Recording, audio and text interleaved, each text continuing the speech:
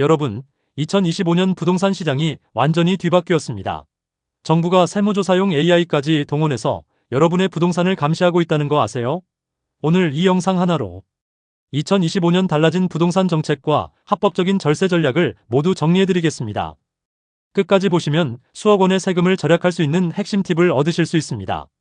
먼저 가장 큰 변화부터 말씀드리겠습니다. 서울 아파트 대출이 이제 아무리 비싼 집이라도 최대 6억 원까지만 가능합니다. 50억짜리 집을 사도 6억 원만 빌릴 수 있다는 뜻입니다. 더 충격적인 건 집을 사면 6개월 안에 무조건 이사를 가야 한다는 것입니다. 갭 투자 이제 불가능합니다. 그리고 7월부터는 DSR이 모든 금융권에 적용되는데요. 쉽게 말해서 여러분 연봉의 일정 비율 이상은 대출을 받을 수 없게 됩니다. 정부가 실수요자만 집을 사라고 못을 박은 거죠. 이제 진짜 무서운 얘기를 해드리겠습니다. 2025년 6월부터 감정평가 의무가 대폭 확대됩니다. 기존에는 부동산을 많이 가진 법인만 감정평가를 받았는데 이제는 모든 법인 부동산, 고가주택, 심지어 농지와 임야까지 다 감정평가 대상입니다. 국세청이 이걸로 올해만 1조 원을 더 걷겠다고 공언했습니다. 그리고 8월부터는 AI가 여러분의 통장 내역까지 다 분석해서 명의신탁이나 탈세 의혹을 찾아낸다고 합니다.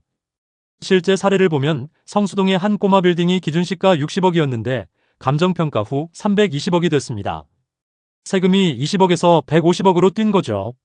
법인으로 부동산을 가지고 계신 분들 특히 주의하세요.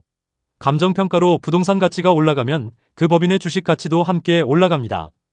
기존보다 20에서 30% 이상 주식 가치가 상승하고 이게 3년간 고정됩니다. 가업 승계할 때 세금 폭탄을 맞을 수 있다는 뜻입니다. 법인으로 하면 세금이 적다던 시대는 이제 끝났습니다. 오히려 개인보다 더 불리해질 수도 있습니다. 그럼 이제 어떻게 대응해야 할까요? 3가지 핵심 전략을 알려드리겠습니다. 첫 번째, 선제 감정평가입니다. 타이밍이 핵심인데 부동산 시장이 하락했을 때 미리 감정평가를 받는 것입니다. 두 번째, 가족 간 자산 이전 전략입니다.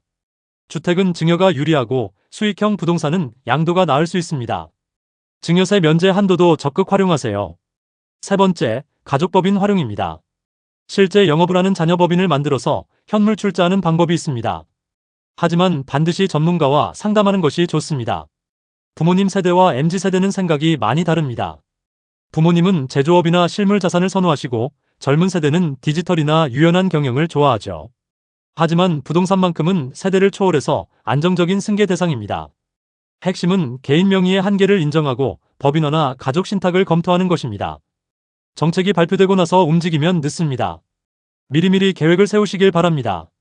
앞으로 정책은 더 강화될 가능성이 높습니다.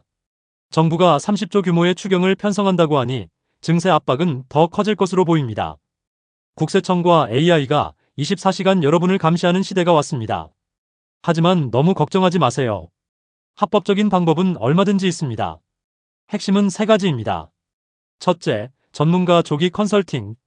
둘째, 감정평가 타이밍 조절. 셋째, 상시 점검 체계 구축.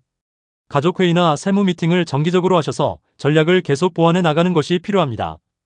2025년 부동산 정책 변화, 생각보다 심각하죠.